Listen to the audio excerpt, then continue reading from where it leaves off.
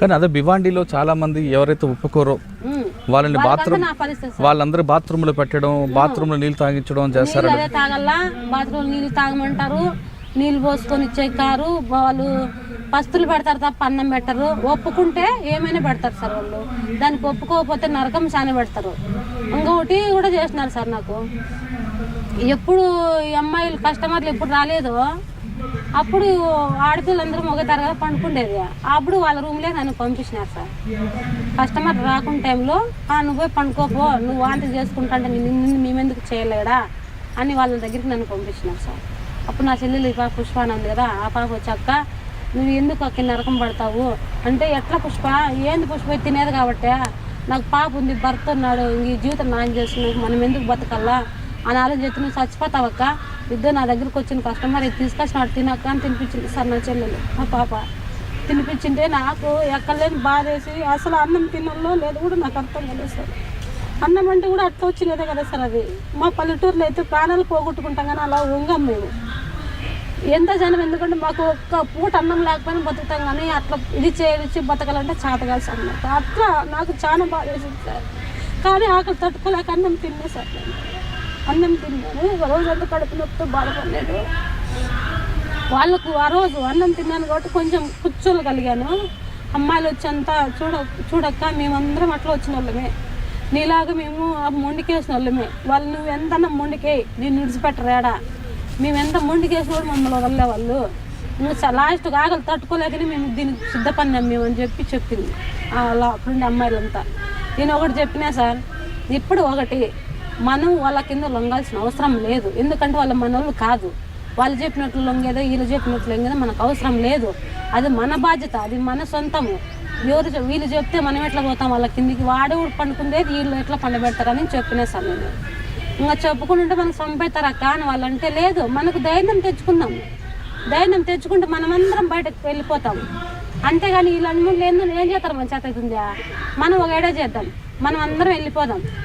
ఇంటికి బీగం ఉంది మీకు, లోపలేసి బీగం ఎత్తారు కదా, నన్ను ఎట్లా కస్టమర్ దగ్గరికి రాను కదా, నన్ను ఇంట్లో పెట్టుకున్నారు కదా వాళ్ళు, నన్ను వాళ్ళ ఇంట్లోనే వండేసుకుంటారు.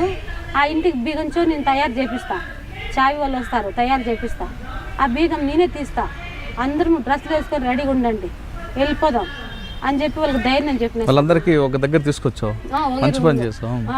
వాళ్ళు కస్టమర్ ఏ రోజైతే రారో ఆ రోజంతా మీరు రెడీ కాండి, నేను బీగం తీస్తా, అందరం వెళ్ళిపోదాం. ఎందుకంటే నాకు ఇంతకు ముందు ముస్లిమ్స్ వచ్చు సార్, భాష వచ్చు, దాంట్లో హిందీ తొందరగా నేర్చుకున్నాను. నేను తొందరగా ఇప్పుడు నేర్చుకున్న తర్వాత వాళ్ళకందరికి బయట తీసుకొద్దాం అనుకున్నా సార్. నా చెల్లెలు కూడా అక్కడే ఉంది కదా, నేను చచ్చిపోతామా అని అనుకున్నా.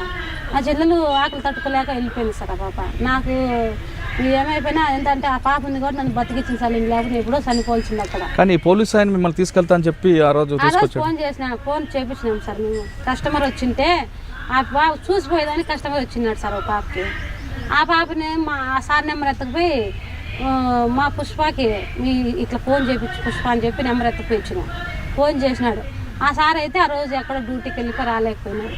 ఆ రోజు కూడా మేము కూడా తప్పించుకోలేదు సార్, ఆడ దొరికిపోయిన ఆ రోజు నేను. వాళ్ళని ఎప్పుడు బీగం వేసి తీస్తానని తెలిసినది కదా, వాళ్ళు వీళ్ళకు లోపల బయట ఉంటారు కదా సార్, వాళ్ళు లంబాడి లంబాడి అమ్మాయిలు కూడా అక్కడ ఉన్నారు.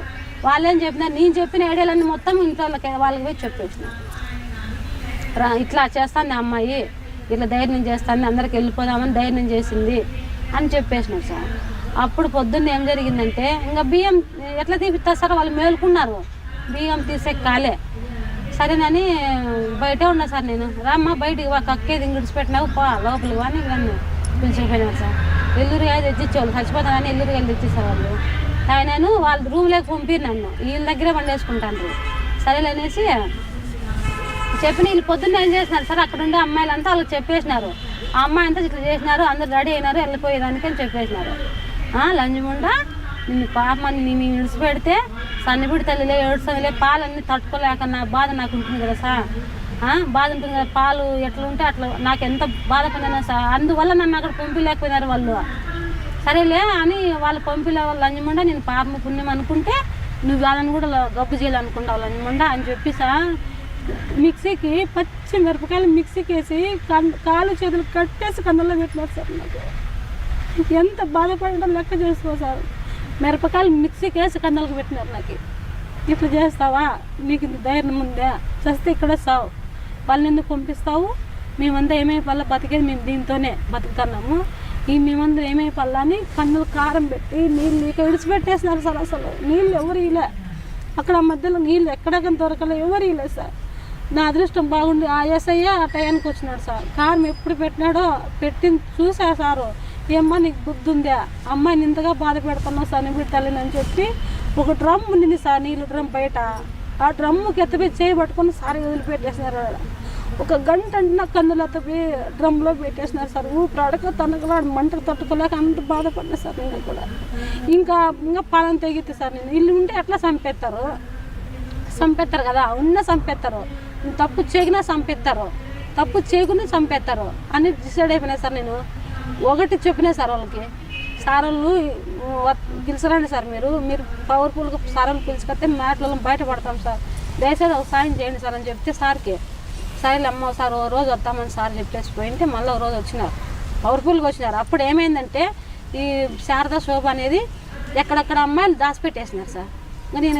నేను ఇది కాదా మనిషిని చాలా ఇది అయిపోయినా సార్. నేను అట్లా పోయేదానికి తరంగాను అట్లా అయిపోయినా, తిండి తిప్పలు లేక నన్ను వాళ్ళ దగ్గర పెట్టుకున్నారు. చెప్పేసిన సార్ నేను డైరెక్ట్గా, చూడండి సార్ నన్ను కూడా ఇల్లు ఇట్లా పని చేపిస్తున్నారు, నాకు ఇట్లా పరిస్థితి సన్నబిడ్డ తల్లిని నేను, మమ్మల్ని అందరినీ బాధ పెట్టి ఇట్లా చేస్తున్నారు సార్, లోపల ఏంటి సార్ అని చెప్తున్నాను అంటే అట్లే వాళ్ళు కూడా కొంచెం లంచం ఇప్పించుకున్నారు కదా సార్. వాళ్ళు కూడా లోపల బడి తినేవాళ్ళే, వాళ్ళు పోయి ఏమేమి మాట్లాడుకున్నారు సార్ లోపల. నన్ను పుష్పాన్ని మాత్రమే పంపించినారు సార్, నన్ను నా చెల్లెలు మాత్రమే వదిలిపెట్టినారు, మళ్ళీ వాళ్ళు ఎవరిని వదిలిపెట్టలే.